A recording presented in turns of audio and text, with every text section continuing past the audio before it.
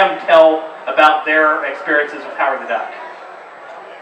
So Andrew, you're going to sacrifice me first. I'm going to sacrifice you. On what, I mean, obviously that was a little earlier in your career. Yes, it was. Yeah. And talk about being your role in Howard the Duck. Howard the Duck was really, let's explain what Howard the Duck was for, and I think a few of these people may have not been born yet. Quite a few of the people may not have been born yet, actually. Yeah, Howard the Duck was a very popular Marvel comic that was turned into a not quite as popular movie. It was shot in San Francisco. Not supposed to take place in San Francisco, even though it looks dead on like San Francisco, and uses places like the California Academy of Sciences building that had already been established in other films as being in San Francisco. It wasn't supposed to take place in San Francisco. It was Cleveland, right? Wasn't it? Yes. But it was actually the first film that I worked on as an actor. I had been in the film as a rocker, you know. In the concert scenes, but you know, you have to really look hard to find me. But I'm there. But it was an interesting project. It was my first brush with George Lucas, as much as he would like to divorce himself sometimes from that film. He was right there on set. I saw him. You know he was there. So, but it was an interesting thing, and it was definitely one of those situations. There's a phrase in the film business called "hurry up and wait," which means it seems like everybody's in a tizzy. They want to get stuff done right away, but you end up waiting and waiting and waiting. And I did a lot of hurry up and wait on that film. So, but you've got a lot more stories, I'm sure, about that movie than I do. Oh yeah. And Tim, obviously being the master puppeteer, that was what you came late to that project. To actually with the Howard the Duck character, but talk about a little bit about that character and how it worked. I mean, animatronics was how maybe explain how animatronics works, and then we kind of talk about Howard the Duck and that character. When he says I came late to the project, he wasn't wrong there. They had been working on the Duck for 7 months, and with 1 month to go, they still didn't actually have a working puppet to shoot on the film. Now, what amazed me when I got there, basically, George and Jim Henson were quite good friends, and George went to Jim and said, "We're having a lot of trouble here, and we need some help." And so Jim loaned me and a Polish guy, Tachnowski, out to come over and just sort of, what do you call it, when you come in there and just sort of see what's going on and then try and sort things out in a very quick rate. The stories behind it could fill an entire book. Like, for example, the person who was actually building the Duck was Rick Baker's wife, Elaine, but they had split up at this point.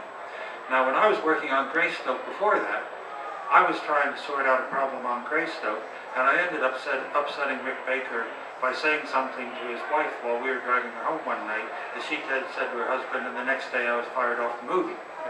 Now, I come out to sort out the things on Howard the Duck, and with 1 month to go, 4 weeks, I walk into a situation where the entire workshop crew had been hired by Elaine Baker, and the week after I got there, the production decided that Tad and I were competent enough and had taken over well enough that they proceeded to fire Elaine Baker.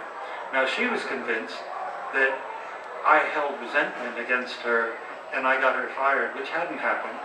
But I then got 40 people in a workshop who all thought I had done this to work with. Oh my God.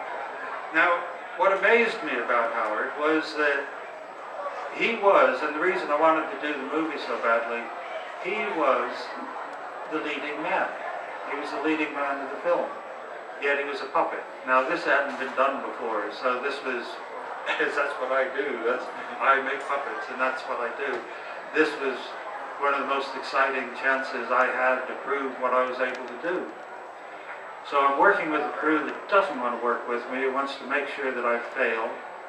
In spite of the fact that there was only 4 weeks to go and we didn't have a working Duck, the production just trundled on. Now, if the leading man had been Sean Connery or somebody, the first day of filming would have never even been assigned unless we knew that that man was signed, sealed, and delivered. But for some reason, because it was a puppet, well, the puppet will be there, they always are, and everything just trundled along while we were working 24 hours a day with a crew that wanted me dead to actually make the duck. It is the film that was the hardest one I've ever had to do, and also the one that I'm the most proud of, because in spite of the obstacles, and that was just a little taster on the top of what the obstacles while making that film were,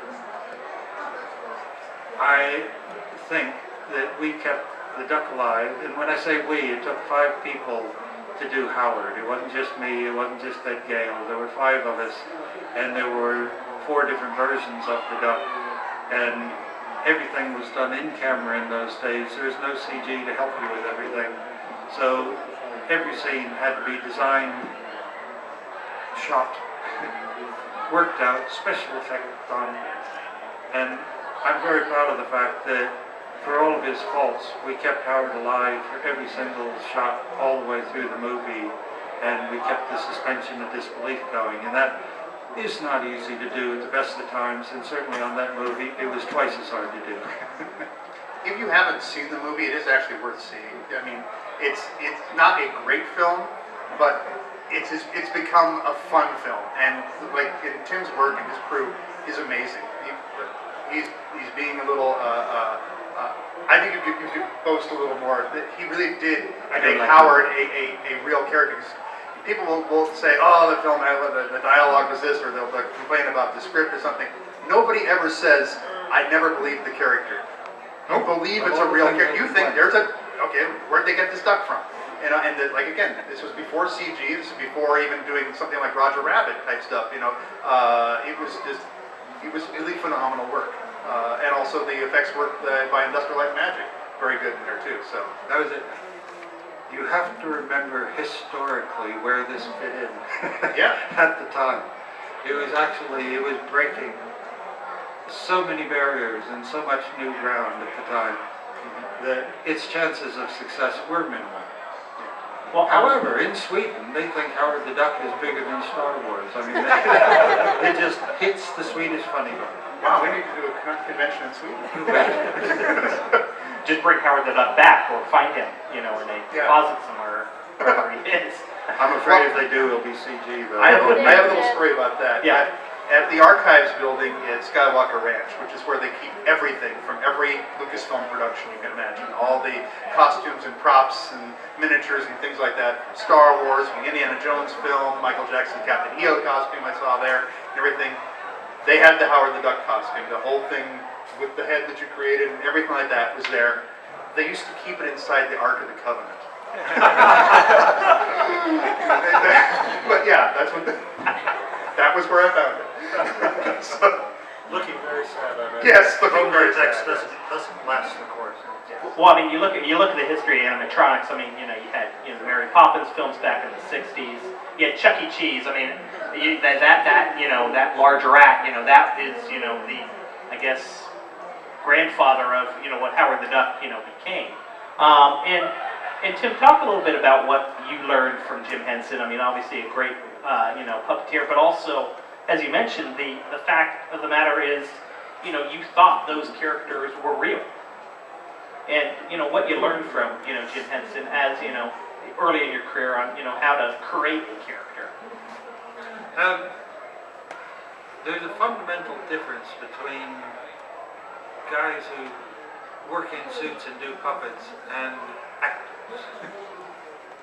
And a lot of actors don't make very good puppeteers because they need to be the star and they can't stand letting a creature or some alien thing actually be more important than them. Whereas the best suit artists and puppeteers really enjoy just creating the illusion and bringing inanimate. It's a magic act, you bring an inanimate object to life and get people to suspend their disbelief.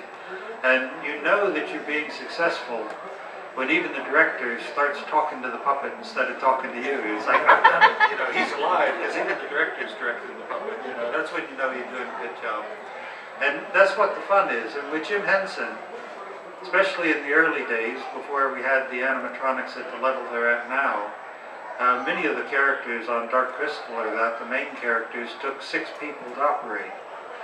And what's really exciting about that is when you start off, you have to do it by the numbers. When I say this, you make the eyelids do that, and you make the ears go up, and you do that. And you have to sort of plan it all out like a special effect. But as these things take on their own life, and they very much do even on set, you start being able to ad-lib, and all 6 of those people knows exactly what they're doing to keep this character alive, because it's almost like we're worshiping the character, you know. We're all there watching. I mean, my hardest thing when I was first working with Muppets was that because you work off the monitors, you're watching TV sets. And so you'd be doing a performance, but you'd suddenly realize that one of the characters wasn't moving, and then you'd realize, oh, that's my character, because I got so into watching the TV, I forgot I was part of it. So it's a funny... we used to joke it's good to have a frontal lobotomy, you know, because you're doing the performance on that side, but your other half has to work out the technique of cliches, of movements that are going to make people believe this inanimate object is alive. And that's the fun of it, and it's what we do. And Andrew, you know, obviously, you know, your big role that people, you know, now know you for is being in the Darth Vader suit. Right. How did you kind of evolve into that character and be Darth Vader? Well, I got the role. I always tell people I was at the right place at the right time at the right height. Because you're 6'5". I'm 6'5". That's what it says. Yes, You got height. that's right.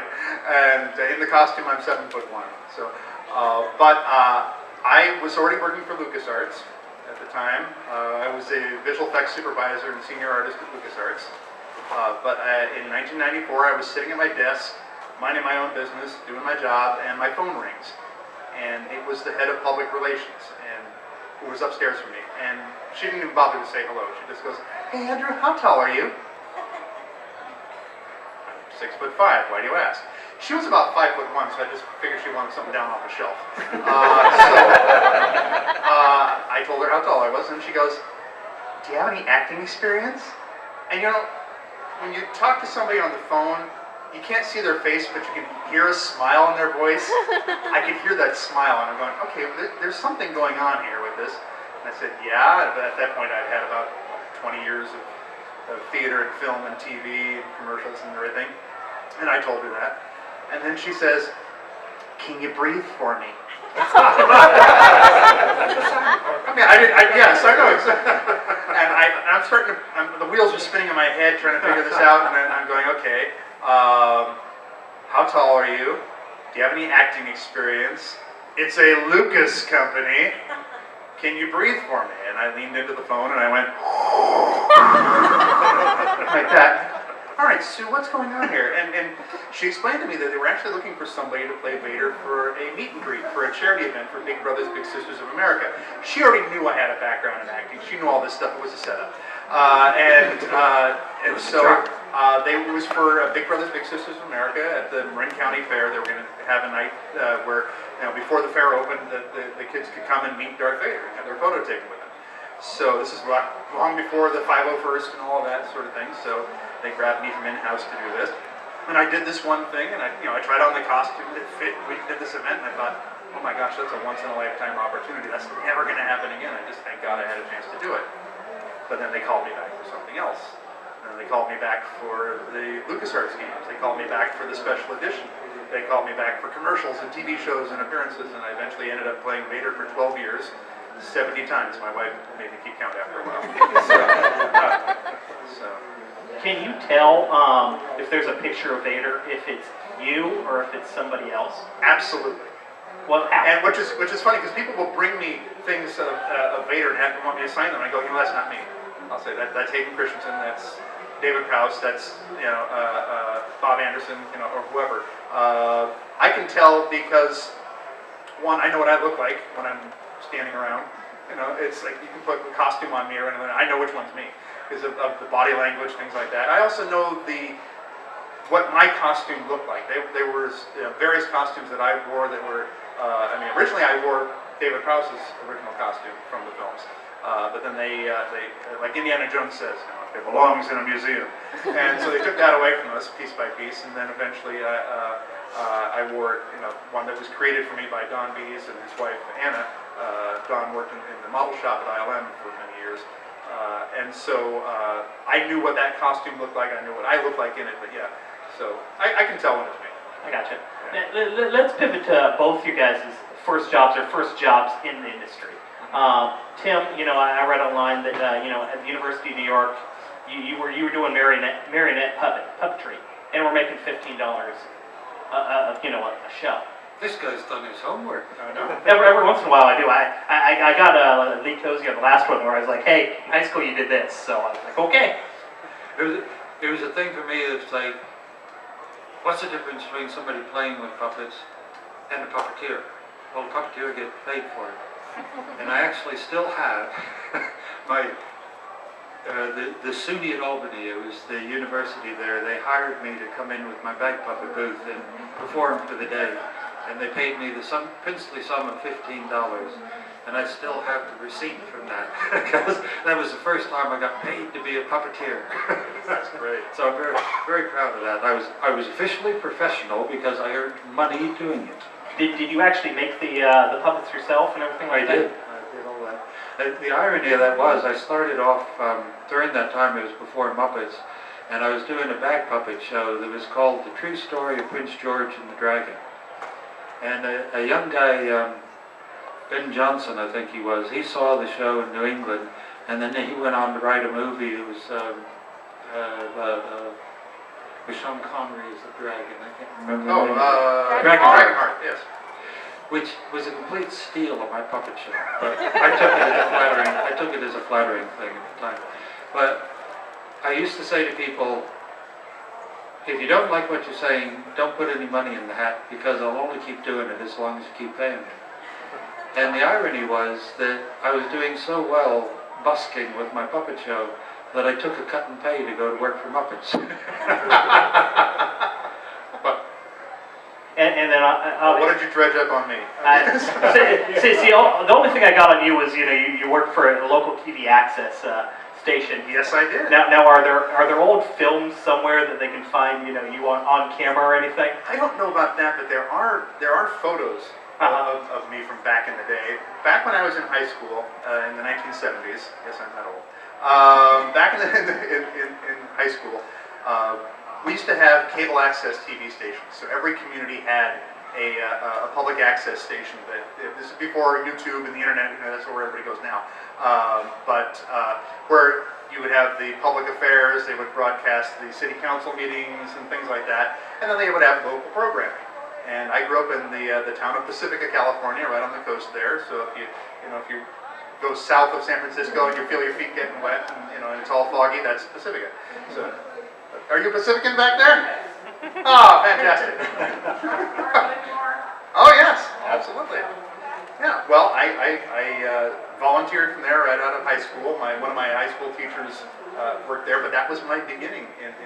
I started acting when I was 10 years old, started off in theater first, but I learned a lot at that public access TV station. And we had kind of a free reign to do just about anything. You can think of it like, the Wayne's World sketches from Saturday Night Live. It's kind of like that. Extreme close-up, that kind of thing. But I learned lighting, I learned camera, I learned editing, I learned sound, I learned announcing, everything from there. And then, brought that into what I was doing. When I first started working there, Dana Carvey from Saturday Night Live, speaking of Wayne's World, was working there too. Rob Schneider went to my rival high school in Pacifica. He's the same age as me, and we hosted a telethon for the public access station together. I did stand up too at the same time that he was doing stand up, and so. But I built all that helped me get a job actually. When I first started at LucasArts, I started in the customer support department. So if you bought a LucasArts game and you couldn't get it to run on your computer and you were really angry about it and you found a phone number and you wanted to give somebody a piece of your mind, I was the guy that picked up the phone when you called. And so I did that for about a year, and then submitted a portfolio to the art director, and she looked at all my sketches and things like that, and my digital artwork, and she said, well, this is basically junior level stuff. I was like, stick the knife in, twist it, why don't you? But then she looked at my resume and she saw all this stuff in the public access station. She said, oh, you've got a lot of experience with video. At the time, there were 2 guys in the company who knew anything about video. One of them was on sabbatical, the other was tied up on a project, and so she brought me into the art department to work on a game that she was working on that had a lot of full motion video in it, and that's how I started. When I started in the art department, I started at the very bottom of the ladder as an art technician. So basically, I wasn't even creating art, I was taking the art that the artists had done, it was in beautiful millions of colors, and reducing the palette down to 256 colors, because that's how much, that's what computers could display at that time. And still make it look pretty, I didn't do that. So when I started on the first game, it was called Mortimer and the Riddles of the Medallion, which is interesting because you got Maurice LaMarche here today, and he was a voice in that game, so was I. Nobody's ever heard of the game. Sorry, don't feel bad. But it was LucasArts' one and only edutainment game. When I started on that game, I was an art technician. By the time the game shipped, I was lead effects animator, and then eventually became a senior artist and visual effects supervisor. But I got that because of working at that cable access station. And also, as you talk about it, it's having a lot of different types of skills. And I mean, Tim, I think you could talk a little bit about this. I mean, creating those the puppets, you just can't do A or B or C. Go about the process of building a puppet. What goes into that? In a I love these questions. Yes. I need 3 days to answer. Yes. Actually, I'd like to just carry on. People ask me all the time how you get into the business. Every single person that I've ever worked with in the business, we were all already doing it before we were ever getting paid to do it. It's just something, you do it because it's a passion, and you start doing it trying to figure out how to do it. And then what happens is you have to be in the right place at the right time. But it's no good being in the right place at the right time if when somebody says, can you do this, and you say yes, you can't step up to the plate and actually do it. Yeah, you can learn to be lucky. I don't believe in luck as just something that happens by It's not blind luck by any stretch. No. It's opportunity meeting preparedness. Yeah. Now, in my case, I had the university education. I studied acting and directing, minor in art. But the reason I got the work I got was because my dad flew radio-controlled airplanes, and I grew up playing on his workshop floor, just making stuff all the time. So when Jim Henson asked me to make something, I was able to make it. I'd already had the experience. I'd had the eye-to-hand coordination, whatever you'd like to call it. And how do you make a puppet? That question is way too long. Well, how about this? Okay. Is there something where you made a puppet and you went, you know what, that didn't work, and then the next puppet was that much better, or you learned from rejection, I guess is really the good. Well, I always said I got into puppetry at university, and then of course my second grade school teacher showed up at my mom's house to show a photograph of me doing a puppet in second grade that I completely forgot about. But it was pretty much then. We were doing Renaissance fairs, so we were doing old medieval plays. And we were trying to make the fair bigger, so all of us wanted to do something on top of that. So I kept reading about old Bartholomew fairs and coming up with Punch and Judy shows. So I go, I'll do a Punch and Judy show. It's so easy to do puppets, isn't it? So I knew this couple who I'd grown up watching their marionette shows because they always came around the school. And I went over to their house and I knocked on the door and I said, hi, my name's Tim Rose. I was wondering if you could teach me how to make a puppet. That's like him asking me to tell you how to do a puppet today. But instead of telling me to get lost, they invited me inside and they took me downstairs. And down in their cellar, they had marionettes that went all the way back to their early days in vaudeville from the 20s, all the way through. And the walls were just covered with all these magical creations. And I looked around at all these things, and I looked at their lovely house, and I said, you can have this much fun and live in a house this nice at the same time. Can you keep teaching me how to do this? So the first puppets were my Punch and Judy show, and the heads were so heavy that halfway through the performance, their heads started falling over because my finger would go to sleep because I couldn't hold it up long enough to finish the show. It was atrocious. If I'd ever shown that to Jim Henson, I never would have gotten the job at all. But that's not the point of it. The point is that you want to do it and you try, and you learn far more than your failures than you ever do from your success. So don't think you're going to do it right the first time. Just keep going. And that's true for everything, too. I mean, same thing with visual effects. I go back and I look at some of my earlier visual effects stuff, and I just go, but hey, it got final, you know, I get final, you know, I got paid, nobody asked for the money back, you know, it's like, so, you know, I call it fetal position. Yeah. When you look back and see some of the early stuff, knowing what we know now, yes. Yeah. You end up in a fetal position. You're in such pain looking at it. Like, oh, please let me do it again. But that's true for everything. You always know that you can learn something. The people who don't learn anything are the ones who just don't keep working, because you stagnate. You have to be, and you have to surround yourself with people who are really good, because iron sharpens iron. Everybody gets, you know, better at what they do by sharing and helping. I'm sure that happened in cross-pollination. Stuff happened at LucasArts and Industrial Light and Magic and everywhere else that I worked with. So.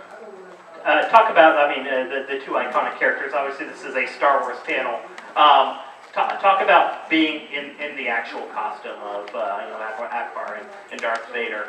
The challenges that those costumes have. Bloody hot, wasn't it? Okay, you go to about 101, 102 degrees inside of there.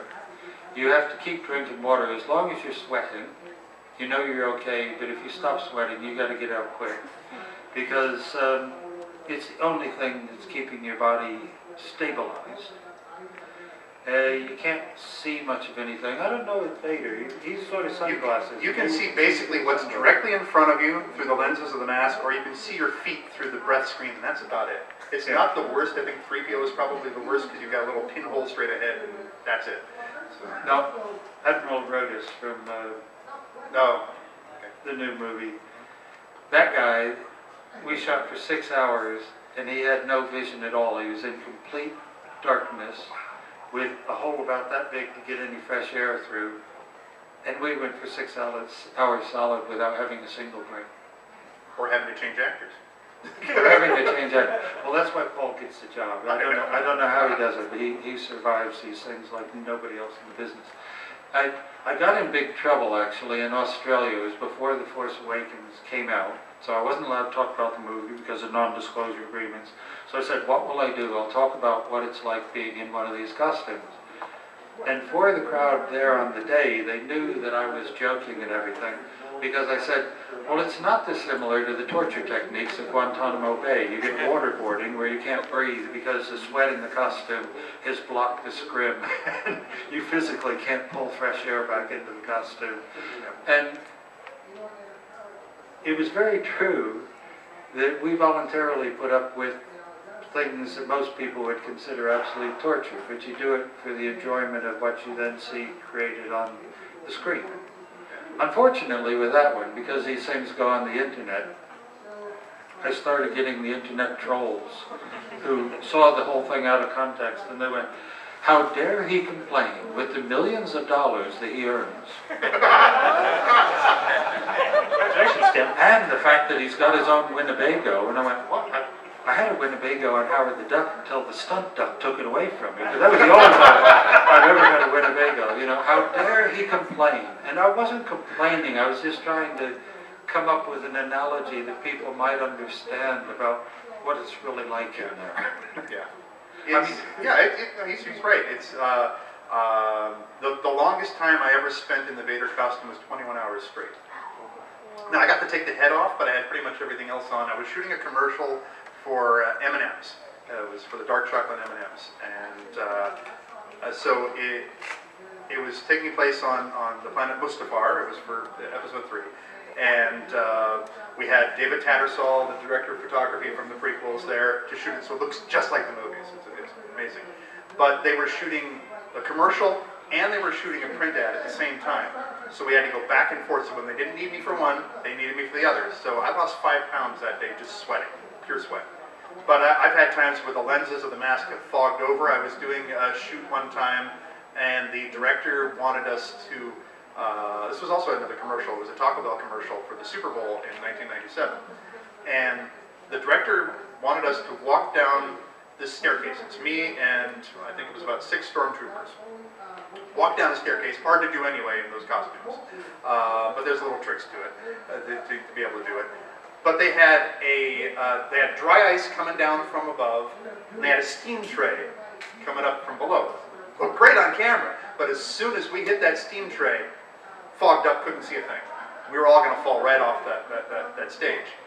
And so we ended up having to shoot it in just a couple of little takes. So it's like, if you can imagine, you know, Vader's like, dun, dun, okay. Change camera angles, take the head off, you know, wipe out all the fog. All right, roll again, dun, dun, dun, dun, and then start again. So, and that's how we shot it. And you know what? We shot all day doing that. You know how much they used of it? They used this of me. That was it. That's all they used. Now I got some lovely residual checks off of that, but that's all they used. I was there for 3 days. They only shot 1 day, but I was in the costume.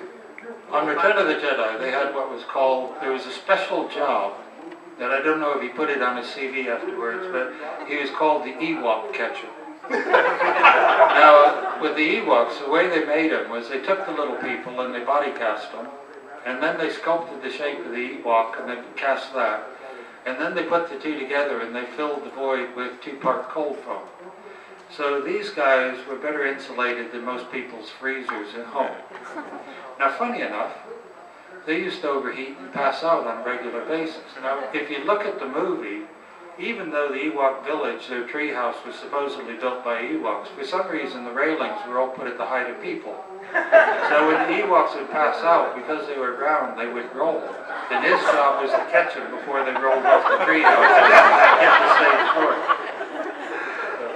We laugh about it, but they were working very hard for their money doing those Ewoks. That's the thing. That's the part you don't see. And it doesn't even show up on the DVDs. It doesn't look good.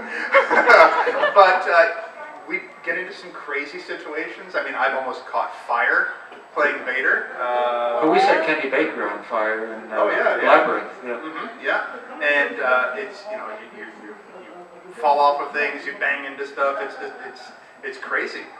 But you do it because, you know, when you're done, it's movie magic, you know, and that's the cool part. You know, none of us do this strictly for the money. And well, he's got his millions, so I don't worry about that. Yeah, and his Winnebago. But that's why I flew for 24 hours yesterday to get here. Yeah, you never do anything strictly for the money, and you never do it strictly for the love either, because either way you'll get you know, bankrupt. So, but it's wonderful adventures. We have a lot of people here. Any questions for our 2 guests here? We have answers. We can see if they match. Yes, exactly. Men in front. Yes. My question is, how do you feel about, you know, like people who see like the things you do and decide to make their own things? You know, like you have fan films, fan edits, cosplay. You know. So how do we feel about the fan films and the cosplay and everything like that that's based on the things that we've worked on and everything? Personally, I love it. I absolutely love it. Some of my dearest friends I met because I was at a convention and they were doing a cosplay there. And you know, as an actor, I've always appreciated costumes. I've had a lot of costumers tell me that they love to make costumes for me to wear in a film or TV show or something like that because I wear them well, and it's because I have a love and a passion for that sort of thing. So I'd love to see what people come up with, and that's why every time I do a convention like this, I love to see what the cosplay is that's going to be there at that convention. And then the fan films, some of them are just amazing. I think one of the most, it's not something that, you know, that we're talking Star Wars here, but if anybody has seen Star Trek Continues, that's like finding lost episodes of Star Trek. It's amazing stuff. So yeah, I love that kind of thing. How do you feel? I've got on my website, I've got a whole collection of Ackbar art. And I love that this character somehow, you know, he intrigues people so much that it brings out all their creativity. And I love to see just how much art has been spawned by that one character with the silly eyes stuck on the side of his head. I think it's wonderful. Hey Tim, has anyone brought you like a puppet they've created to show you at any of these conventions or anything? Yeah, I've got a paper bag Ackbar that somebody made for me. It's a wonderful, wonderful little Ackbar. I get several salacious's brought up. They want me to puppeteer and everything. So. When I worked at LucasArts, we had named our lunchroom Admiral Snack Bar. Yeah, okay. We have a question? Yep, question, yep. What was your favorite Dark Crystal puppet?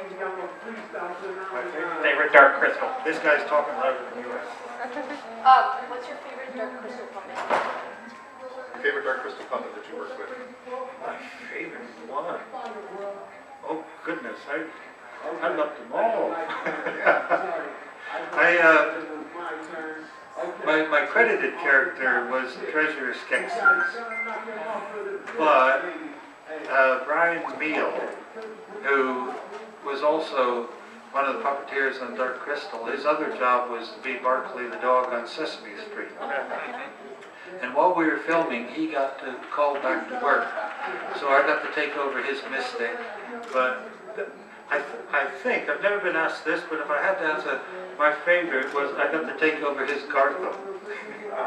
And the Gartham had, they had these big claws, and they had aluminum, I'm in America, aluminum scimitars down the outside of their claws. And we physically did smash through the side of the Podling village, so I got to, you know, as a young guys like smashing things up, don't they? You know, so I got to smash into the Podling village and watch all the little guys run around and everything. So I'd say the Gartham, yes. Yeah, back. I'm unfortunately old enough to remember the Howard the Duck when it came out and everything, but what do you feel about the little cameos he's been getting in the Guardians of the Galaxy movies? Some very interesting ducks have been showing up on that. Yes. I thought it was great. Enough time has passed now that because it's a great character, and if you go back and look at the comics, it's a great character. It's an interesting character. So I was really jazzed to see Howard show up in Guardians of the Galaxy. So. Yeah, go back and look at the comics. When they wanted me to come over and do Howard, the first thing they did, I've still got them in the filing cabinet if anybody wants them. I've got 10 copies of Howard the Duck comics that they sent me to introduce me to the Duck. And I instantly fell in love with this guy, because this was like Donald gone bad, you know, he was just such a great character. And then I got there, and the Duck didn't look anything like the cartoon character. And I said to the director, I said, well, surely your core audience are all the people who are already in love with the Duck, you don't want to alienate them. And at the time, because it was before we'd done Roger Rabbit, it's before we'd done any of this other stuff, the director didn't feel that a cartoon character would work in a movie. Okay, didn't mean to.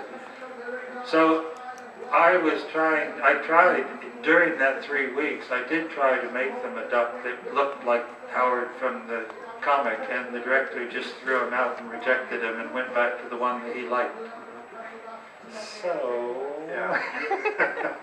I did try to get him to do it. I was at a convention, and somebody came up and said, you realize Howard the Duck was the first Marvel comic superhero? And I went, well, he wasn't really a superhero, but he was the first Marvel comic character to be made into a movie.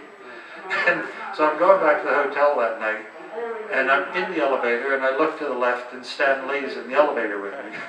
And all I could think of to say was, hi Stan, you know, I was your first movie character to make it out of Marvel. Oh, forget it. I've never been very good at talking to these guys, you know, I always got tongue-tied. We got a question for about 2 more questions or so. Make them good. What's your thoughts on some of these changes in special editions or remakes where they're taking some of the puppetry away and replacing it with CGI? So moving I puppets to CGI. hate it. What do I think? Yeah, I didn't even, okay, Return of the Jedi, my size noodles was replaced by a CG character. Yeah. Now, they didn't have CG at the time we did it, so we were doing the best job that we could. It's right up there as far as I'm concerned with colorizing a black and white movie. No. You leave history alone. History is history. We were doing the best we could at that time. You don't monkey around with it. So that's my opinion. Yeah. I have sort of a love-hate relationship with the special edition. Obviously, I like the addition of Vader, different scenes to it. It was me. And it's great to be, part of your favorite movies. And some of the things, like I think Empire Strikes Back benefited a lot from some of the changes there. But I didn't care for the replacement of characters with CG. I didn't like putting the Jabba scene back into New Hope because it didn't really do anything for the film. It kind of slows it down. And it's almost a repeat of the scene, the dialogue-wise, the scene with Greedo just before it. So, and then don't get me started on who shot first. I can't begin to tell you how many versions they did of that before it was actually in theaters and even afterwards. And the CG, it was still kind of, they were still finding themselves with the CG. So you go back and you look at it now. At the time, you go, wow, that's really impressive. And you go back now and you go, wow, that's really CG. So, I'm, as somebody who works in digital effects for a living and does a lot of it, I am very old school. And when I was teaching at the Academy of Art in San Francisco, running the visual effects department there, I told my students, do as much as you can live on set, in camera. Don't try to fudge it in post. It never comes through looking as good. So it's great if you can have the two planned as being support for each other. So you have practical effects and you have CG effects, working in unison together. But which I think did really well in Force Awakens. Yeah. So you've got a combination of things there of both CG and a lot of that was there. Yeah, a lot of it. I mean, they heard the fans and they Yeah. realized how much they liked animatronics and all that. And the sets were there. I mean, there were entire sets that you guys never even got to see. We had one with 200 stormtroopers in it, all standing there.